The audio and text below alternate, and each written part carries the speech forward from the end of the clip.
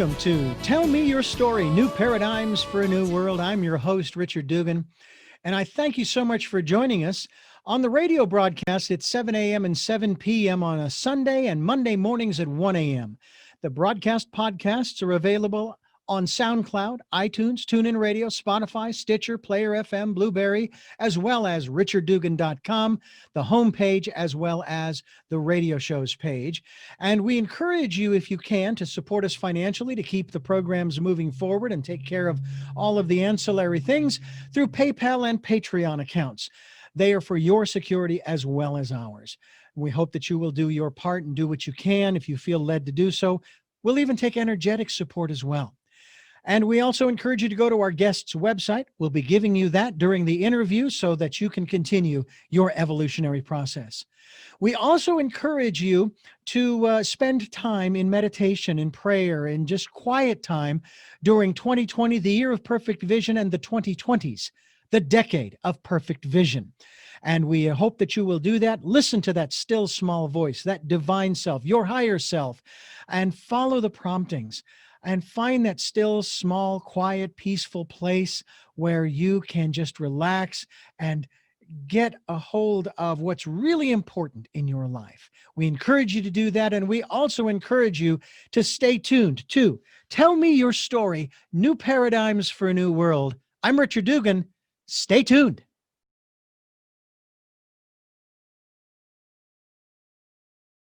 Tell me your stories, I'll do my best to understand you.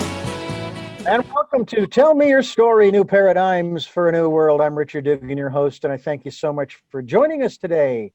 You know we come your way every Sunday at 7 a.m. and 7 p.m. and Mondays at 1 a.m. You also know we stream live at those times at richarddugan.com. You also know we have podcasts at SoundCloud, iTunes, TuneIn Radio, Spotify, Stitcher, Player FM, Blueberry, and many other locations that you are reposting our interviews to, and I thank you for that. You also know we're going to be giving you our guest's website here in just a couple of moments so that you can continue your evolutionary process and continue to move forward and make your life a better life. That does not mean that your life isn't good today. It just means that, as we like to say, there's always room for improvement. You also know that if this program resonates with you or any of our programs, or you'd like to be a part of what we're doing and you'd like to support us financially, that's the reason why we have PayPal and Patreon accounts for your security as well as ours. We'll take any amount that you can support us with. And we thank you for doing that. And for those of you who will, we thank you for doing so down the road. And also, you know that this is the decade of perfect vision, the 2020s, where we ask you to go within, to spend time in that quiet, peaceful, calm space where you can get the guidance and the information and the support that you need in order to basically recenter yourself, focus your attention on your life's purpose, what your life is all about. So we encourage you to do that. What you don't know is that today is going to be a day of play. We're going to play today. Isn't that going to be fun? I am excited about playing. And basically, usually when someone's annoyed with you, you know, they might tell you to go fly a kite. Well, we're telling you today to go play, because the author of the book, The Ultimate Roadmap to Winning the Game of Life, is joining us on the program today to share with us what that means to go play. I can't tell you, first of all, how excited I am to have Deryck Richardson on the program, who is an author and a speaker. He's a passionate entrepreneur, and we're going to talk about not just the book, but the concept, if you will, of go play. Again, the ultimate roadmap to winning the game of life. And Deryck, thank you so much for giving us time all the way from, what'd you say it was, Ohio? Columbus, Ohio. Yes, sir. I appreciate you inviting me on. Looking forward to spending some time with you and telling my story. All right. Well, the first thing I want to do is I want to give out your website so that people can start. While they're listening to this program, they can go to Deryck Richardson, but here's how it's spelled: Deryckson. DeryckSon.com, where you can find out more about Deryck, as well as the work that he is doing, the book, of course, which is Go Play. I want to ask you, first of all, when did you come to the realization, and this is where we're going to start this program, with the idea that life was a game to be won? Great question. I would say it was in my early 20s. I think that a lot of us, at least I anyway, very confused in your early 20s. I don't think anybody says they want to grow up to, be a businessman or grow up to be an insurance agent. You kind of have these dreams and aspirations. Mine was to play sports. And so I've always had a sports mind. And then you realize I'm not good enough to play sports professionally. What am I going to do now? And you find some roadblocks in life, and it's just like a game of football, right? There's guys you got to get past. There's penalties in life that set you back, just like on a football field. And I really started to adopt that mindset, I would say, by the time I was 21, 22, 23, somewhere in there. Okay.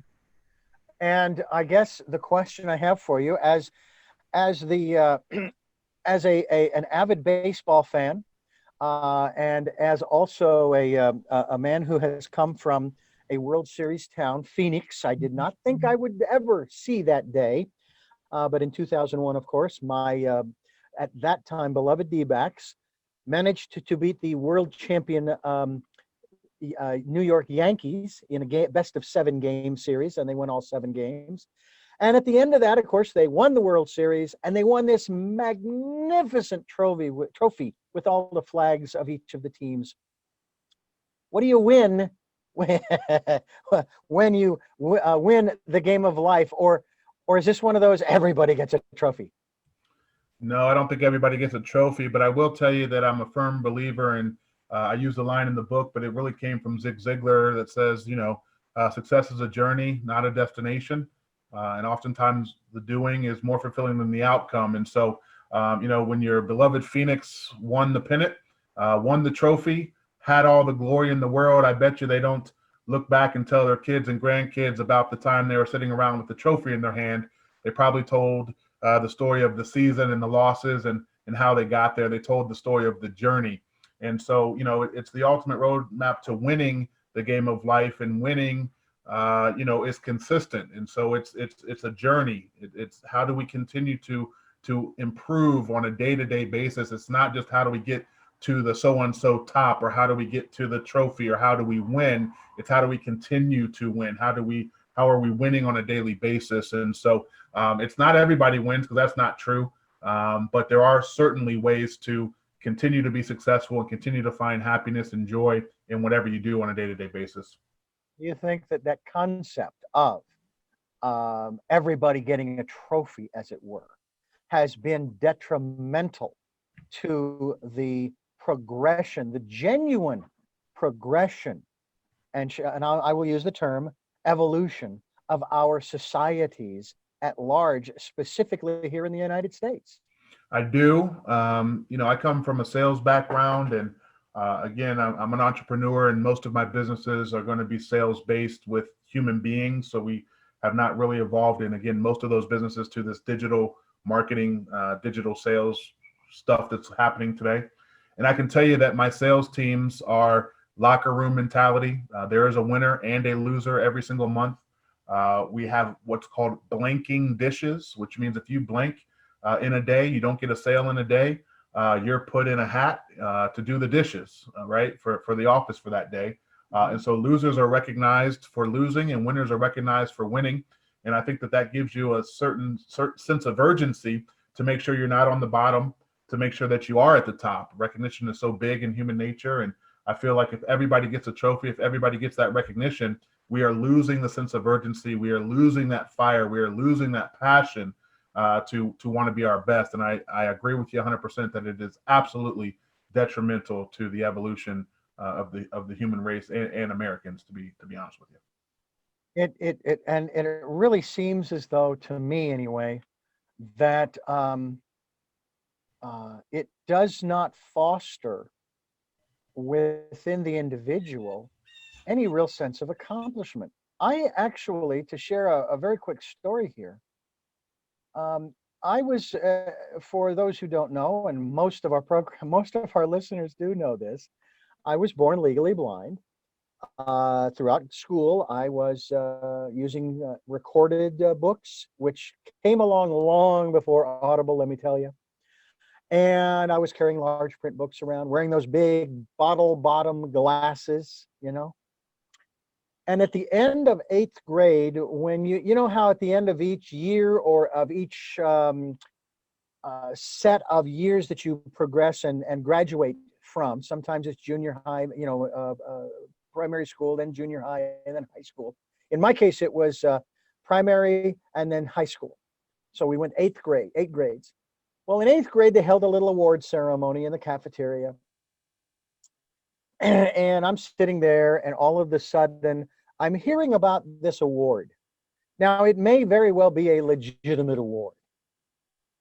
It was called the Eaton Award. I don't even remember who the person was, male or female, let alone what the award was for, but I won it. And even at that time, I thought, there's something not right here. This doesn't seem right. I didn't do anything to justify being up here on the podium, receiving this. And in a way, I guess it was one of those things where what they were trying to do was recognize the fact that maybe that I had survived the first 8 years of schooling, in spite of all of the bullying that I had received. Well, okay, from that standpoint, I'll take it. Okay. But I didn't really feel as though, as I said, I did anything. Now, when I got into high school, I don't recall ever really winning any awards. But it wasn't until I got into my work years, and this is where we're headed here, because you yourself, you're an entrepreneur. You're a very passionate entrepreneur. And you would agree, if I'm not mistaken, and please respond to this, that it is the entrepreneurs, not the corporations, that run the economy, period. Not just in the United States, but globally. They're what makes everything move forward. Is that 100%? 100%. And to that end, then why is it that our current economic model seems to put more emphasis on the corporations? How many small businesses and entrepreneurs do you know are have a public offering, a PO, I guess it is, Yep. or sell stock on the stock market, and and then their stocks go up and down, with the trends in the country or around the world? It doesn't happen. It doesn't happen. It doesn't happen. And I think that the reason why that is because we've been ingrained to sort of worship big business. I don't know why that is. I'm relatively young, not even 40 yet. And so it's one of those things that even when I grew up, people would say, I got a job at this small business. I'll never forget, there was a friend of mine that worked at a local ADT retailer, home security retailer. And he was telling us about how awesome his job was working for this company that sold home security systems, but was a small business, just an authorized dealer for ADT home security systems. At the time, I'm working for, multi-billion-dollar corporation. I'm on the ground floor, and I had this certain level of I'm better than you because I'm working for a company that is well known, a company that is traded publicly, a company that that everybody knows.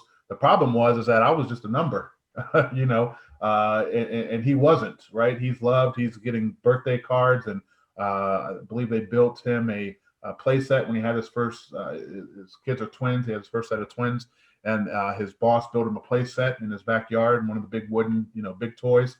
And he was getting the love and attention from this small business that I could only hope for from big business. And what was in it for me for working for big business, other than trying to work my way up that corporate ladder? It wasn't very fun, I can tell you that. But I remember saying, you need to get a real job. You need to work for a real company. I don't know why I said that. I don't know why that was ingrained. But I'm just telling you that is a real reality. That's a true story of people just not thinking small business is worthy enough to give their careers to. I don't know why that is. It's really unfortunate. And the other aspect of all of this too, and I think that we do need to take a look at this, and that is that when people think of corporations, and I know that there are those who would say that corporations have gotten a bad name. However, I put this in the category of a corporation who is sued and then decides to settle out of court, makes a payment, but does not acknowledge any responsibility for their actions, but yet they're making this payout. And I'm sitting here going, all you're doing is avoiding the publicity. That's all you're doing. And maybe trying to save a buck in court fees by settling.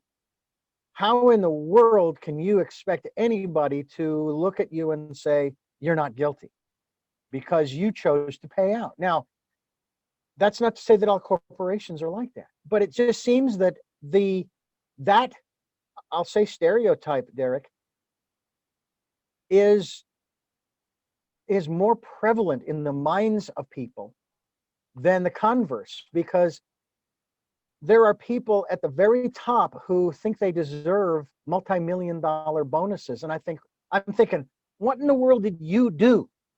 You didn't make the money for this corporation. The people at the bottom who made or provided or sold the products and or services are the ones who should be getting the $1 million bonuses because they busted their humps. So talk to us, if you will, about the entrepreneur. How does the entrepreneur compete with that aspect of our economy? And when I say compete, how do they do this? Do they go and do the same practices, hoping that they'll make it big and maybe some other company will come and buy them up and they'll continue to move up that million or $1 billion ladder? I mean, it just seems like what's happening in our country is a lot of companies, sometimes they basically, they'll sell their soul for the almighty dollar. That is an excellent point. So I have 5 businesses, but I just want to talk about 2 of them really quickly because 3 of the 5 businesses are more still solopreneurships, to where it's really just me and my brand. I do have an assistant. I do have, social media guy, but it's really just me. Mm-hmm. So Richardson Marketing Group is the big money maker for my umbrella of businesses. We are a marketing firm specifically designed to enhance customer acquisition efforts of insurance agents. So we focus on building insurance agencies for people or helping them build their agencies. Richardson Marketing Group is 2019's #1 best place to work in Columbus, Ohio. We made the list again in 2020, so we know we're at least top 10, but the rankings don't come out until November 10th. We are the 6th fastest growing company in the Central Ohio area. We just received that award last week. We have 14 employees, and the mindset of Richardson Marketing Group has always been to exit. Now, exit for those who are not entrepreneurs means to sell, right? So Richardson Marketing Group was built to sell. And you think, well, that's what I'm talking about, Deryck. You're being greedy. Well, not necessarily. Underneath Richardson Marketing Group, underneath the umbrella of Richardson Marketing Group, we have OMFG, which is Osborne Marketing and Financial Group, and we have Diamond Lead Generation, which is by another employee of mine, Dave Cafeo. So Anthony Osborne is OMFG, Dave Cafeo is Diamond Leads. And we have a group called FCA, which is Future CEOs of America. What we're teaching my employees to do is to brand themselves. We essentially pay them W-2, they're W-2 employees, but they are branding themselves on social media. They are branding themselves with their client. They are building their own client base. And we just essentially act as the supplier. Richardson Marketing Group acts as the supplier of the services or goods that they're selling. Well, you think that's pretty silly. Well, they could just go break away from you and do this on their own. That's fine with me because I want people to learn how to be self-sufficient by making money on their own. I want to build and grow entrepreneurs. And the reason why I want to do that is because I've been trapped by corporate America before. I've worked for small business that grew and exited, and we got nothing but a iPad and a thank you so much for building my company. I'm off to Dubai, right? Mhm. And so you think, well, wait a minute, as a director of sales for one of these companies, you can't exit without our sales effort. You can't exit without us. We were the people on the front lines, like you were just talking about, and that hurt my feelings. It probably shouldn't have hurt my feelings because that's how business works. But my feelings are mine, and I'm allowed to, feel how I want to feel. And it did hurt my feelings. And I promised myself when I built a business that I would make sure that when I exited, because again, the point of Richardson Marketing Group is to sell. When I exited, everybody exits. Now, along the way, we've been in business now for 5 years.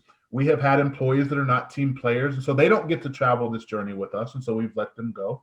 We've had employees that have made a lot of money and really what I call changed zip codes, and they get this little bit of an attitude about themselves, and so they don't really fit into our culture. So they don't get to continue on the journey. But the 14 employees that I have, nobody has been here less than a year.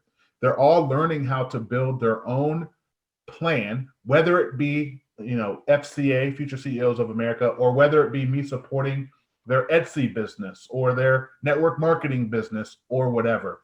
We are traveling this journey together, and we will exit together, and we will all reap the rewards of the work that we've done and the work that we've put in. As long as you're putting in the work. If you don't put in the work, you don't get to play with us.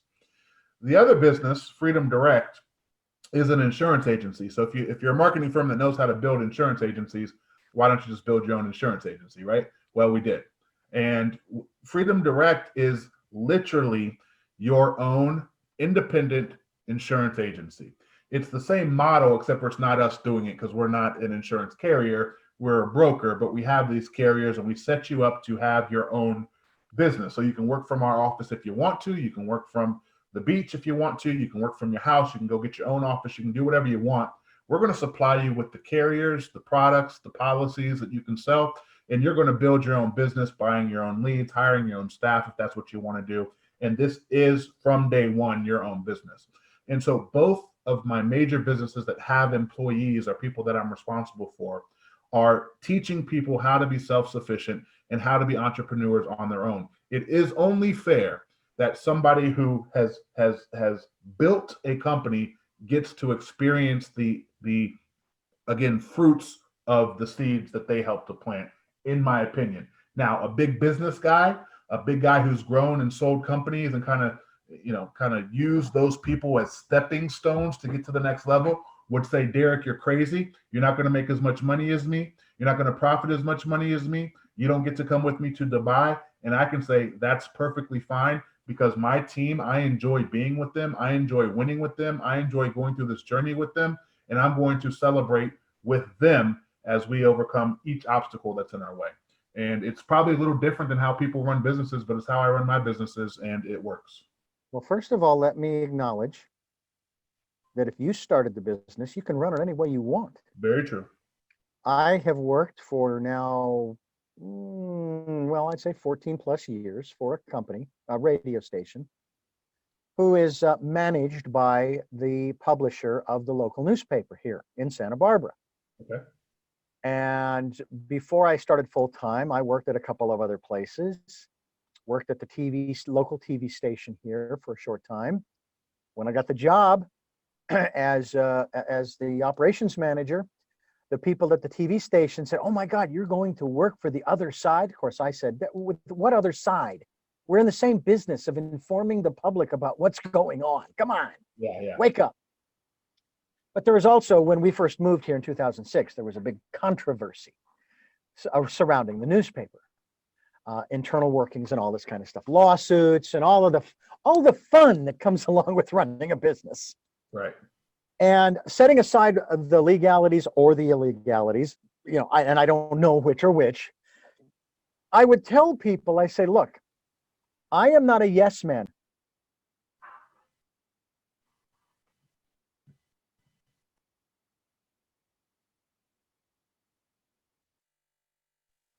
And if that's the way she wants to run it, then she can run it.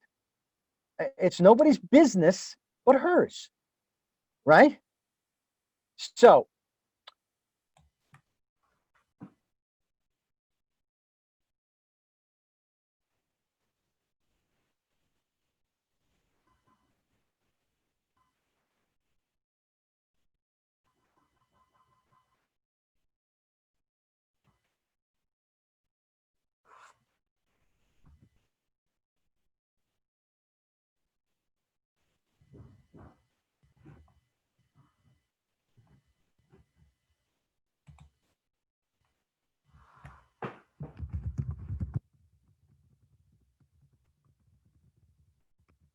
the one thing that I want to, if you, oh, for the love of God.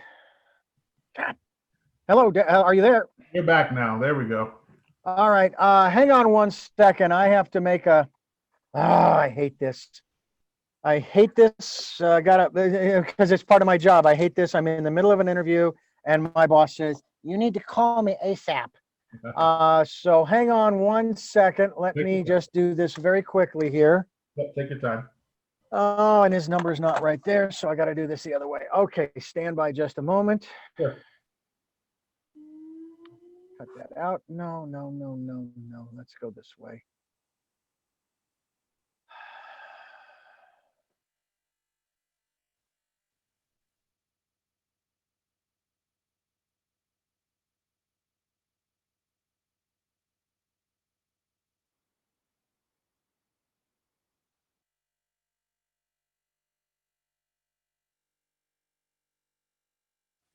Internal working.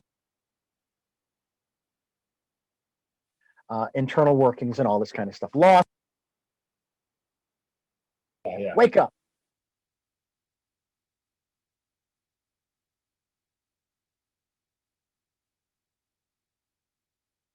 When I got the job,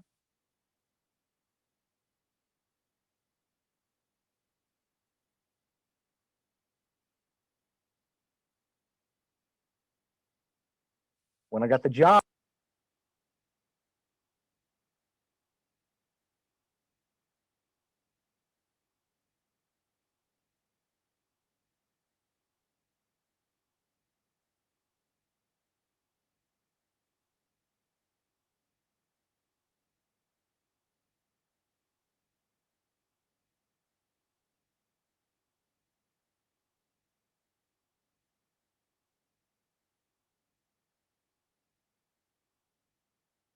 Probably a little different than full time, I probably a little different than how people run businesses, but it's well, first of all, who is I have worked for that. If you started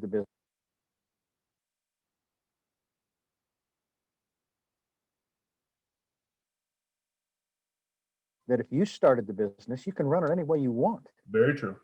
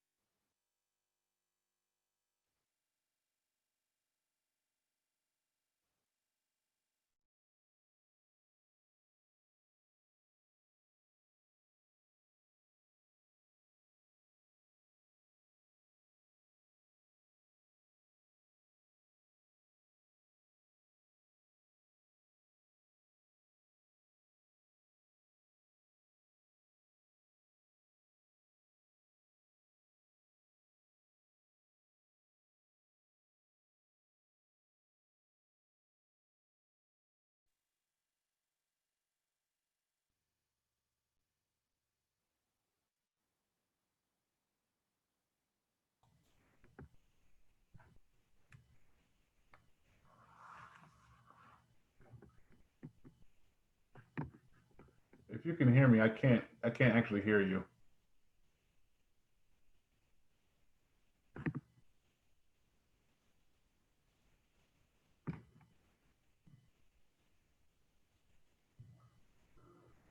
Can you hear me now? Yeah, now I can. Yep. Hello? Now I cannot hear you. No. No.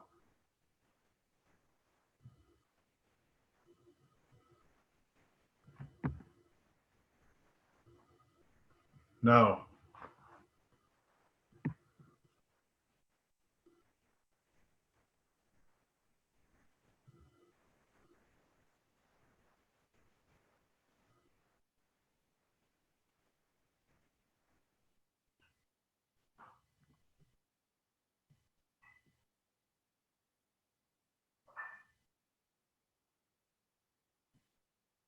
Can you hear me now? Yes. All right, there we go. We'll get started again.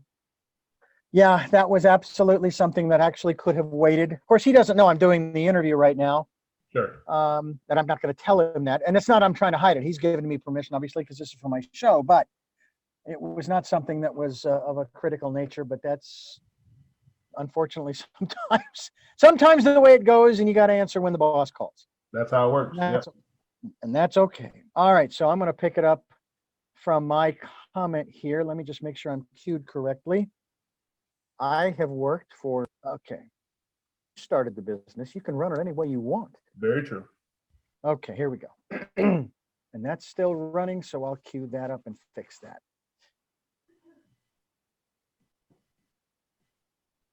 The second thing is that I have worked for 14 years for this local radio station that is managed by the local newspaper. And back in 2006, there was a lot of controversy over some of the practices, et cetera, et cetera, et cetera. And as I moved through different jobs until I got this one full time, I would tell people, oh yeah, I'm going to go work for that station full time now. And they'd say, oh my gosh, you're working for the other side? I'd say, there's no other side. We're all in the information and communications business. We're all working towards the same thing. Well, they would gripe and moan and groan and complain about the way that maybe she was running the newspaper. And I'd say, look, if you don't like the way that she's running it, make her an offer, buy it from her and run it the way you want. In the meantime, leave her alone. Not that I'm a yes person, but just like you, Deryck, it's her business. She bought it fair and square. And if that's what she wants, then she can run it whatever way she wants. And that's, to me, just my perspective. So anyway, that's kind of how I'm looking at a lot of this in that respect, that if that's the way a company and a corporation and a CEO wants to run it, who in the heck are we to say? By the same token, we have human beings who are working at those various companies across the country. And I've noticed here in Santa Barbara, where there are many, many entrepreneurs, there are few corporate big box kinds of stores and shops and so forth, let alone restaurants. Only that's just the way it's been. And so when this pandemic hit, and I'm curious as to how you have dealt with these kinds of challenges, because for me it was my perspective was, wow, we've got some incredible opportunities coming our way, don't we? I mean, it's just amazing. So yeah. What about communities that are entrepreneurial based, okay, and yet are really at risk when things like this happen, whether it's 2008 and that little economic downturn, some would say not so little, or this pandemic, or anything else that comes along. They have no safety net, whereas the corporations, they've got millions and millions or billions of dollars they can fall back on, maybe to keep them going until such times as things even out or reinvent themselves. Talk to us about that kind of challenge facing entrepreneurs. Well, first of all, you hit the nail on the coffin. Not only do big corporations have millions and millions in the bank, but they also get bailouts, right? And the government protects them, and so they have the bailouts. I'll never forget. I act as a mentor to entrepreneurs here in Columbus, which is also a startup town, an entrepreneurial town. And a buddy of mine had a Euro shop that unfortunately went out of business during the pandemic. And there was a thread on his page that got a little nasty when he announced the closing. And somebody essentially was saying, well, why didn't you have 6 months of reserves, right? What people don't understand is when you start a business, you don't have 6 months of reserve unless you're venture backed. Don't get me wrong, but I'm not venture backed. Both of my businesses were bootstrapped. So if you start a bootstrap company, I mean, you're literally starting with nothing. I mean, I probably had less than $3,000 in my savings, my personal savings account when I went full-fledged entrepreneur. And that's the reason I went full-fledged entrepreneur, was because I was working in corporate America and had less than $3,000 in my savings account, right? And so what people don't understand is that a small businesses are oftentimes check to check, just like America is oftentimes check to check, right? Or week to week or month to month. And one of the things that we want to do is make sure that we are understanding of that with small business. Now, to answer your question directly, how do you get through a pandemic? Well, I can assure you that none of us entrepreneurs have ever experienced anything like this. 2008 was a little different. I was in the mortgage business back then, and I know that mortgage companies were going under left and right, and there was all types of insecurities in the market and blah, blah, blah. But this is different. This is, you're not allowed to work. You're not allowed to leave your house. Bars and restaurants, you have to close at 10 p.m., not 2 a.m., which are the hours here in Ohio. This is somebody telling you that regulations are changing for your business. So you have to be able to move and wiggle on the fly. I think the best entrepreneurs and the best CEOs are able to do that. I think that there are some entrepreneurs who deserve to be entrepreneurs and CEOs who deserve to be CEOs that just don't wiggle and move as fast as maybe they have to. But I can guarantee you 2020 is letting these people know that they need to get that skill set, and they need to get it pretty quickly, because I don't know that we have ever seen anything like this. And we may see something like this again if this thing comes back, right? We don't know. With us, we made the big mistake of sending our people home. We were sort of forced to in Ohio. Ohio was a shutdown state, right? And so March 16th was the day that everybody had to go home, and you could only be on the streets if it was essential. Because we sell over the phone, that's not a huge deal. We just send the guys home. The problem is that oftentimes my guys don't have offices in their homes. Also, kids were home from school. And so now you are doing homework and trying to work from the kitchen table. Kids are running around like crazed maniacs because they're cooped up in the house. Spouses are concerned and anxious of what's going on in the real world. Everybody's watching the news every single day and just filling their minds with negativity. So it's not that our products weren't going to sell. I mean, think about life insurance in a pandemic, right? Is a hot commodity, but it's that my workers weren't working. They were not being efficient from home.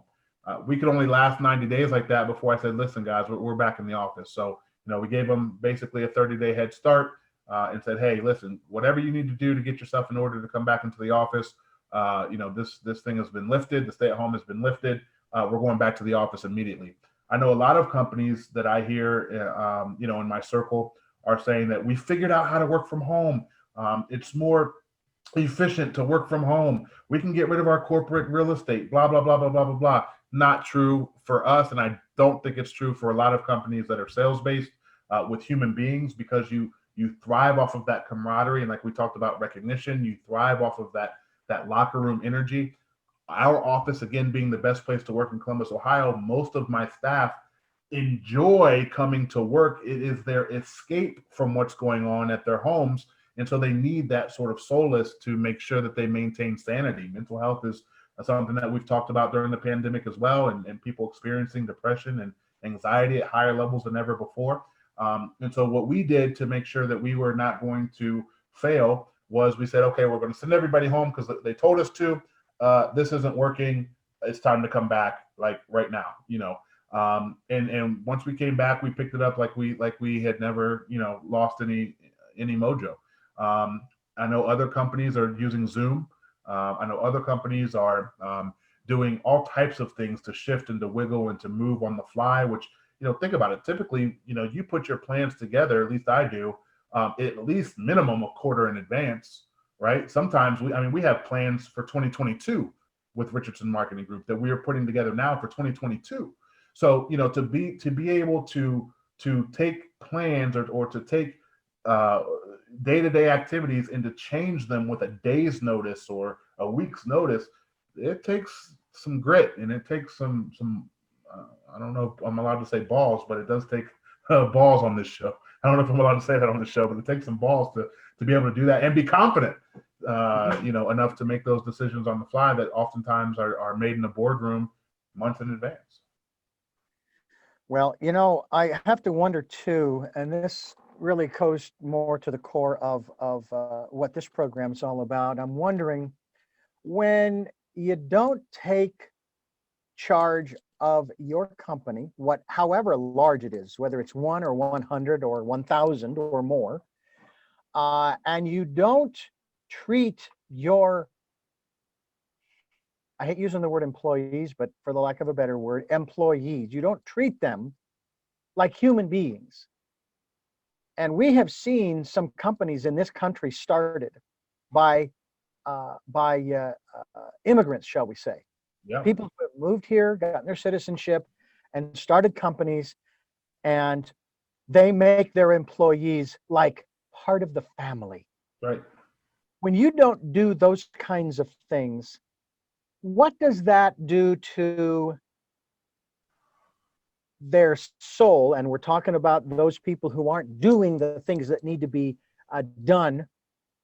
But what does that do to the soul of the company, and then to the soul of the economy in which they are, quote unquote, thriving in and benefiting from? Yeah, for sure. So I can tell you emphatically that all of our employees are treated like family. We do monthly team builders. Oftentimes that includes the family. So we have goals to hit to do the team builder. Then we have additional goals on top of that to include a +1. And then we have an additional level to include the family. So, some months, depending on how we hit our goals, we're doing team builders by ourselves, just with the staff. Sometimes it's with a +1. Sometimes it's with the entire family. But we want to make sure that we are treating our employees like families, which is why I said earlier, if people aren't playing that, if employees aren't giving that love back to us, they're not welcome in our establishments. I have let go of several very good salespeople. One of them I let go of after his best month, and at the time was a record sales month for us. And he said I was crazy. And he said, without me, blah blah blah, you're not going to do anything. I said, that's fine. I don't like the way that you play this game, and you're not a good teammate, and I don't want to continue to have this relationship. He was greedy, he was selfish, he would hit his targets and go home, and the company was trying to hit. Again, we just talked about team builder targets. We were just a couple $1,000s shy, which is 2 sales for us shy at the end of a month, where he had hit his record and he went home for the day. But if we hit 2 more sales, we get to that next tier where families get to participate in the team builder, and he didn't want to stay for that. He wanted to go to the bar at happy hour, right, a couple hours early. So those are the kind of things that we don't appreciate. I think that if you truly love what you do, you don't work a day in your life. And so as the CEO and as an entrepreneur, I want to make sure that the people that I work with truly love what they do. Oftentimes it's not the work. I played football at a high level, and I can tell you I did not like getting bumped and bruised around. The act of, I'm a lineman, I'm a big guy. The act of pushing and shoving and bumping and bruising was not what made it fun, right? So oftentimes but I love to play the game. So oftentimes it's not the grinding of the work that you love to do, but if your environment is welcoming, if your teammates or your coworkers are loving, and you really appreciate, respect, and love them to a certain degree, I think that journey becomes so much easier for you, which makes it easier for the business to grow. And oftentimes, again, it's not the actual work that you do, whatever you do. I mean, my guys are sales guys, so I can assure you that the best part of their day is not picking up the phone, making cold calls. But I can also tell you that my guys are always early, and they're always staying after the bell rings to go home. And it's because they love what they do. They love the environment. It is their home away from home. And I think that if you grow a business like that, then you are pumping hope and motivation into your community, hope and motivation into your economy. And if you pay them well, like you should, again, I like to share, why would these guys leave you? right? So now you don't have to worry about these bad apples in your bunch because they actually love what they do and they don't want to go anywhere else, And so we're pretty proud that we do that. Again, being the best place to work in Columbus, Ohio is not a small feat. We're 1.8 million in the metro area of Columbus, and there's a lot of small businesses here. And to be number one is something that we really, really, take seriously. And again, it's just the way that I run my business, and it works for us. Now, there's another aspect that I find disconcerting, maybe a little confusing in my mind. If you have a ranking system, somebody has to be number 2, 3, 4, 5, 6, 7, 8, 9, 10. Yep. Not everybody's going to be number one. Correct. And I've even heard that just to be involved, let's say, in the competition is, for some people, is enough. Just to have that competitive mentality that helps them to improve. And as an operations manager for a number of different stations, I have often, I would be asked maybe by the employer, or I'd be asked by other people, said, so do you know what the competition's doing? And I said, no, and I don't care. I don't care what the competition's doing. My job isn't to beat or compete with the competition. My job is to make the place that I am working better today than it was yesterday, and then tomorrow to make it better than it is today. Yeah. And it seems like there's a rule in running, and you may be familiar with this. There's one rule in particular in running, and especially in whether it's a relay race or a mile or a marathon. You're never supposed to look back behind you. Yep. Number one, because just the effort of turning and looking over your shoulder, you're going to slow down. Yep. And that seems to me what a lot of companies do. And and of course, the economic reports, the news doesn't help the matter any when it's constantly making those comparisons. Well, who's number one? Well, I think Amazon's big today. Oh, and it's IBM is big today. And every day it's a new number one. It's like, who cares? Is your product or service any good? Now, how about this? Let me ask you to dwell on this for a few minutes, if you would, please. I am not going to buy American for the sake of buying American because I'm an American and I live in America. I don't like buying from China, not because it's China, not because of all of the political and all of the other laws that are supposedly being broken by internet, in terms of international property rights and all of that. I don't care about that. What I care about is your product or service any good? Is it going to last? I have found more times than not, if it's made in China, it's garbage because they do it on the cheap. And all they're trying to do is mass produce whatever. I won't buy it from America unless it's good. And I interviewed a man 20 years ago who wrote a book called Built-in Obsolescence. I said, why? Why are you building in obsolescence? Well, because if we don't, then, we'll be out of business. I said, what do you mean? You mean there aren't enough natural disasters and people moving who can't take their appliances with them and on and on and on? There aren't enough of those to keep you in business? And so I'm curious about that, because that seems to be, to me, the core or the effect of the dark soul, if you will, or the dirty soul of a company that is more interested in the bottom line than they are in taking care of their customers. So that's interesting. We had this talk this morning in our sales meeting. And I have a very interesting philosophy. And, I don't want to go very political here, but I will, just because you asked the question. I am a firm believer, and I am the son of an immigrant. Okay. My dad came over from Nassau, Bahamas. We ended up in Columbus, Ohio, because he got his PhD at Ohio State. He is a clinical psychologist. Not only does he have a private practice, he's 75, by the way. Not only does he have a private practice, he is a professor at Ohio State, and he also works as an adjudicator for the Ohio Department of Disability Determination. So anybody who's looking for disability for psychological reasons, he's the guy that's essentially handling appeals.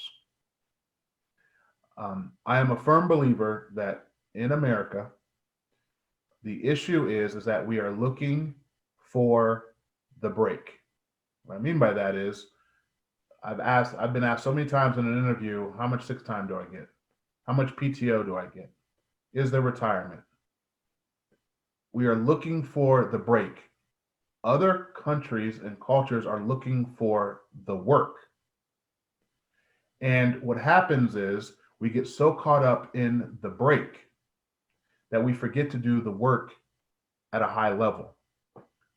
And it's just like working out. And if you've ever done a circuit training or a HIIT training, you are working feverishly for 90 seconds and you get a 15-second break.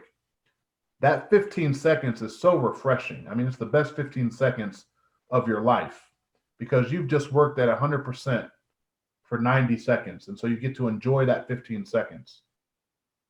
If you work super hard and give it 100% during the weekend, whatever you do, then your weekend breaks are that much more enjoyable. I find my weekends being more enjoyable when I'm physically, mentally drained at the end of the week, and I get to enjoy the weekend and really relax and put my feet up. When I've sort of kind of lazied my way through the week and kind of not really done what I was supposed to do, the weekends come and now I'm thinking about work and I'm bored and it's just not as fulfilling. And it's the same thing with the American work culture. We are looking for the break, but then all of a sudden we get the break and we're not doing anything. We're watching TV, we're playing on our phones, everybody's bored. And I think that the problem is that we're not going 100% of the time. And so, again, not to be political, but I also only buy American if the product is good. Our product we have sourced some of the things that we've done in other countries. I love the Philippines because there is a bottom line aspect that you have to look at when you run a business. And so if we can get some good labor for cheap, sometimes we do that, for some one-off projects. It's a business decision that we make. I would much rather give it to a young, somebody fresh out of high school or somebody fresh out of college. But I'll tell you, I fired 2 of my kids, 2 of them. So I have 4, and 2 of them have worked for me, and 2 of them have been fired because they're on their phones, they're playing Angry Birds, they're on Facebook. They're wait a minute, yes, I'll get to it in just a second, Dad. Hold on a second. And I did have a 20-year-old that was not, one of my kids work for me that I thought was going to be this young marketing superstar, and he's no longer with us as well. This mentality of hey, I know I get an hour for lunch, but let me go ahead and stop 15 minutes before lunch, go to lunch, and then not start again until 15 minutes after lunch. In my opinion, is what is wrong with the American product. I think that sometimes the CEOs and the big businesses have caused this, epidemic of laziness. But other cultures don't do that. I had my roof done the other day by a group of Mexican guys, and these kids worked their tail off for 2 days. I mean, they did not stop. The one guy ran and got him some lunch. They threw up the on the little conveyor belt up to the roof. They threw up their lunch up there. They ate, threw the trash down, and kept moving. And we're just not doing that for the most part anymore in America, and that is disturbing to me. Anyway, so I didn't mean to go on a political rant, but that's how. No. Because that's part of the discussion here. It really is, because there is a segment of our society that doesn't want immigrants in this country, legally or otherwise, because they think that these people are taking the jobs away from Americans. And I'm sitting here going, no, they're not. No. Because if you wanted that job, you would have gone after it. That's right. But I don't have the education. Guess what? You can get it. Yep. It's available to you. Now, first of all, going back to your kids, you're a big dude. You got to be intimidating in one sense. I am. And yet your kids responded to you in that fashion, as you said, maybe not word for word, but in that fashion of, okay, Dad, I'll get to it. Hang on, just a minute. I'm just about finished here, and so forth. And you said, okay, fine. Then you don't need to come in tomorrow, because that's Exactly. usually the phrase that comes back to an employee if they say that to an employer. Fine, okay, you go right ahead, you keep going, and your paycheck and pink slip will be at the front door at the end of the day. That's right. And a lot of employers won't do that. Now, I've heard it said when we have low unemployment or high employment, that's a good thing, and that the higher the employment, lower the unemployment, the better. But doesn't there come a point at which you have more people than jobs available? And then you have to start, I keep hearing this phrase, regardless of who the president is, that X number of jobs were created this month. And of course, the president, whoever they are, usually takes credit for that. Well, my first question is, well, what kind of jobs were created? Not in what sector, it doesn't matter what sector. What kind of jobs were created? Are they picking up garbage along the side of the road? Now, that's a good thing. Don't get me wrong. Sure. Were there jobs created where we have Americans out in the farm fields picking the produce? And again, not something I want to do, but you know what? If I had to, I would. I know, and honestly, we all would. And if you have your own garden, guess what? You're doing that. Right. And so on and so on. So I've always been perplexed by that statement that hundreds of thousands of jobs have been created. The unemployment rate is low, maybe 4, 3, 2, 1, 0. We have no unemployment. Everybody's employed. Right. Really? That doesn't seem logical. And then the other aspect of the economic model, and you talked about this a little bit, that never made sense to me. And this was as a teenager. I'm 60 now. So this is going back just a few years. I looked at the economic model of wages and the mentality of the employee, similar to what you just talked about. What do I get? How many sick days, vacation, et cetera, et cetera? How often will I get a raise? Right. The way that it was taught to me is you go to work for a company and you make a certain amount, you do well, and you get a little bump up and a little bump up and a little bump up. All right. Well, unless that company is doing well and growing, as they say, if you're going to get a bump up, they're going to have to raise their prices. And if there are more than 100 employees and everybody gets a bump up, they're going to have to raise their prices, which means now that the raise that you just got for working there is eaten up by the raise in products and services. Yep. And if this happens at all the companies, if this happens, and it doesn't, but if it did, then you got to ask for another bump up in another year. And then the cycle starts over and over. And it's like, that's unsustainable. You can't keep doing that. Explain to us, rather than me going into another little story, how you address that, not only as an entrepreneur, as a business owner, but even from this perspective of an employee. What's funny is that we are primarily known as an aged lead company. When I say us, Richardson Marketing Group.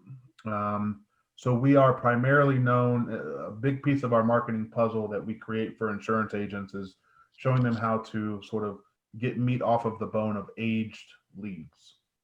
And the reason why we do that is because we can lower cost per acquisition, and we can increase return on investment by showing somebody how to squeeze every opportunity out of that sponge of a lead versus keep buying new leads and warmer leads and hotter leads and try to get to the lay downs, etc.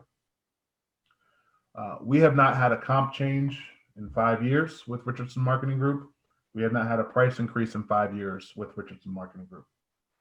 Because the price drives, our whole motto is, on the age lead division of our program, is to buy leads for a quarter. We have jingles about how to buy leads for a quarter. We have videos on how to buy leads for a quarter. And so if we increase the cost, all of a sudden, then I got to redo all that stuff. So I'm lazy, number one.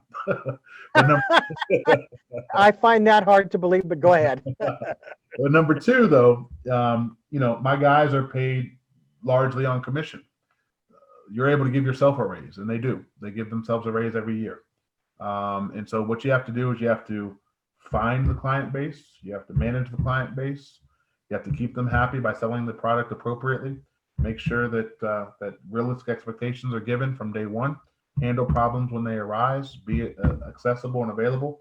It's so crazy to me how these companies out there, specifically these SaaS companies, don't even have customer service numbers, and you have to do this chat support and email support, and it's 48 hours. No, when your phone rings, guys, pick it up and handle the problem. If you don't know the answer, tell them to call them back, but pick up the phone. And when they do that, they're able to give themselves a raise every single year, and we're able to keep our costs down because we're just bringing in more clients. I hear what you're saying look, I studied economics, and so there is something to be said about digging ourselves into a hole of giving everybody a raise because they deserve more money, but then when the company has to increase the prices to sustain the employees that deserve more money. I think we do a bad job of budgeting. So if you're a $15 an hour guy, you need to budget at $13 an hour. And if you want to budget at $15 an hour, you need to go get yourself something that pays $17 an hour. I think that it's unfair. Again, all of my organizations are sales based, right? So we don't have many positions that don't bring in revenue, but I think it's unfair for somebody to be in a position that is a support type position or admin type position or a position that doesn't directly bring in revenue. I think it's unfair for them to expect to sort of climb that ladder in the same position. I think that it's admirable for them to look for raises in terms of promotions. But I think that, a receptionist, in my opinion, nothing against receptionists. I love my receptionist. It's unfair for her to ask for a raise simply because she's been here for 2 years. You want a raise, what more can you do? How can you help the company out? What other responsibilities can you take on? And I'll pay you for those responsibilities. You can give yourself a raise. As an entrepreneur, we have to give ourselves a raise. I can't just ask, the entrepreneurial, God for a raise this year. I got to go make it happen. And so, Right. I think that everybody needs to do the same thing. We're so spoiled, man, these days with these companies that are giving raises and giving yearly bonuses. I mean, this year is a year that we're not going to see a lot of raises, I bet you, and a lot of bonuses, I bet you, with the pandemic, and employees are going to grumble and complain. And I see it all the time on social media, people saying, oh, my job, they didn't do this, they didn't do that. Well, what did you do for them? How valuable are you, to the company, big or small? I think we have to take ownership in that. I think some of the people that do it the best, typically don't complain about their days and are typically happier people, more optimistic people. And I think that a lot of the people that do that are the ones that are pessimists and that walk around with their heads in the ground. And, I think that that's something that's easy to change. You want to raise, go make it happen. Go do more, right? Go make yourself more valuable, and you'll get that raise. Trust me. A couple of things. There's a universal law of exchange, and you cannot break it or fight it. However, your expectations may be wrong. In that, I was working for that Christian radio station starting in 1980. And I was making a minimum wage in 1980, $3.65 an hour. Now, Yeah. brand new in the business, only been in about a year. Yep. And then I was hired full-time in 81. And I got a ever so slight bump up, maybe a nickel an hour. Well, let's just suffice it to say, we'll jump ahead 15 years. At the end of 15 years, I was making an hourly salary or hourly wage of $7.65 an hour. About double.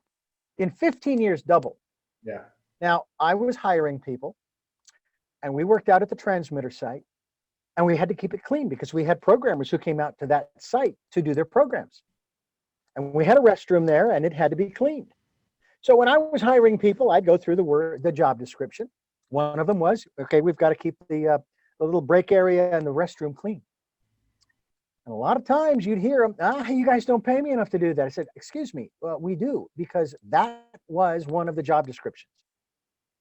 And my best friend, who I went through grade school, high school, and college with, shared with me as he was managing bookstores, back then it was Walden's and B. Dalton's and so forth, that he would never ask his employees to do anything that he wasn't willing to do, Right. including cleaning the restrooms. So I put it that way. Look, I clean the restrooms. I'm the operations manager, and I could just tell you guys to do it. No, I work here 8 hours a day, 5 days a week. I got to see and smell and what have you. So I'm going to keep it clean too. That's right. So I'm asking you guys to get involved here, because that's what it's all about. Well, going back to the whole aspect of exchange. All right, maybe they don't pay enough for us to do all of these different tasks, including cleaning. Why don't we have a cleaning service? Well, what I found was, and what I experienced, my boss at that time believed in what's called the law of diminishing returns. And for those unfamiliar, you only put out that which you expect to get back. Yeah. No more, no less. And I just couldn't go along. But it wasn't until after my 8th or 9th year working there, I began to realize, I'm getting an exchange. They had given me, from almost the beginning of my full-time employment, the opportunity to fill an hour from 7 to 8 p.m. Monday through Friday with interviews. Now, I would intersperse public affairs, because I was also in charge of that, public affairs interviews. But I also interspersed it with interviews just like the ones I'm having with you, Deryck Richardson, DeryckRichardson.com, so that I can drop that in there as well. And I began to realize, oh my gosh, I'm getting the books and sometimes the CDs, because I would interview some musicians, singers. I'm getting the contacts. I'm getting the interviews. I'm getting the experience, which is in one sense priceless. And I began to realize, guess what? You're getting an exchange. That's right. I never forgot that. I haven't to this day. And I have tried to instill that or share that with people. Just because you keep putting out more doesn't mean you won't get anything back. It may not be in your paycheck. That's right. But the universe has, it's an immutable law, okay? You might even, if you wanted to use the phrase, it's one of our inalienable rights. I'll tell you, I'll never forget the feeling when I started to leave some of my peers when I was in my mid-20s. So I was in the mortgage business and started to work my way up through management. And really, that's where I began my sales management career. And, you're friends with people that are on your same level, but then as you move up, people talk stuff behind your back, and he thinks he's better than everybody else, and he's a brown noser, and blah blah blah blah blah. The owner of the company one day says, "Hey, let me talk to you." I said, "Okay," and he says, I hear some rumblings going on, and some people on the sales floor are kind of, talking negatively about your ascent in the company. And how does that make you feel? And I said, I'm fine. He said, no. How does it really make you feel? And I said, well, it makes me feel that they should work harder. And he said, let me tell you something. He said, for 2 years, I have watched you work for the company. And for as long as these guys have been here, they have worked for themselves. They have tried to make as much commission for themselves. They don't go over and beyond. And the difference between an ordinary employee and an extraordinary one is just the extra. And I look at my guys the same way too. The people who ascend in my companies are those who are, again, now everybody, but because they kind of caught on, but are the ones that are in early. They leave late. They're taking short lunches. They're eating at their desk. That's not necessary. That's not mandatory. But when you do it, it's noticed. Those are the guys that, before we started the blanking dishes, were the ones that were cleaning up the kitchen just to do it. The ones that running the vacuum cleaner. For a long time, we didn't have a cleaning service. We were just bootstrapped. So, whoever ran the vacuum cleaner that day. And so, guys who are working for the company certainly will get something back whether it be in their paychecks at that company or in their paychecks in the future or opportunities to go into business. I mean, one of my business partners was an employee of mine, and he's now a business partner of mine, right? So he literally works for me at an organization where I was a sales manager, and he is now a partner because I said, hey, let's roll. I see how you work, and I want you on this journey. So, I think we need more of that. I like how you're explaining it because we just don't see it often enough. But I think we certainly need more of it. Yeah, I think that not irregardless, regardless, regardless of the age of the worker. Okay, whether they own their own business, they're still a worker, or they work for someone. It seems as though that attitude, though not 100% prevalent, is very prevalent in our economy in particular. And the one thing that I have noticed, Deryck, is when you start passing judgment on your coworkers or your employer, no matter how big or small the company is, you are basically saying that you have an attitude of lack. It's not necessarily, and I really worked hard not to get down on the company that I was working for back then. It's not necessarily their fault, because if you really didn't like the pay you were getting, then move on, go somewhere else. That's right. But I worked in a very hostile work environment following that job back in 1998, 99. And it was fairly good money. It wasn't bad. I mean, it wasn't, six figures or anything, but still. And I loved the job. I didn't care much for the work environment. I refused to quit. Yeah. Because number one, I wasn't going to give him the satisfaction. Number two, I really didn't want to go looking for another job because I had a job. Why would I leave? So I hid out in the production room most of the time. And eventually they let me go. They laid me off, quote unquote, and they gave me a rather large severance package. Well, that severance package said to me, I know you did me wrong. Yeah. So that's something that we need to take a look at as well. We'll have to save that for another time. I would love to continue this conversation. Deryck Richardson, it's been fabulous talking with you. But before I let you go, first of all, thank you for giving us so much time, number one. Number two, I have three final quick questions for you that I ask all of my guests. You may have answered them to some degree during the interview, but I like to ask them pointedly. But I need to mention this to our listeners, that we're here Sundays at 7 a.m. and 7 p.m., Monday mornings at 1 a.m., streaming live at richarddugan.com. Podcasts are on SoundCloud, iTunes, TuneIn Radio, Spotify, Stitcher, Player FM, Blueberry, and many other locations that you folks are reposting. We encourage you to go to DeryckRichardson.com. That's DERYCK, Richardson.com. Find out more about Go Play, because that's the key here. You got to have fun at what you're doing. Otherwise, don't do it. Find something that you really enjoy doing is, I think, really the key phrase here. And it sounds like you, Deryck, have done that. And also, if you'd like to support us, this resonates with you, and you'd like to help us out financially, we'd greatly appreciate that. And the thought occurred to me, Deryck, that just because we don't get the support that we think we need doesn't mean that people aren't listening and aren't resonating with it. Right. Expectations, those aren't my expectations.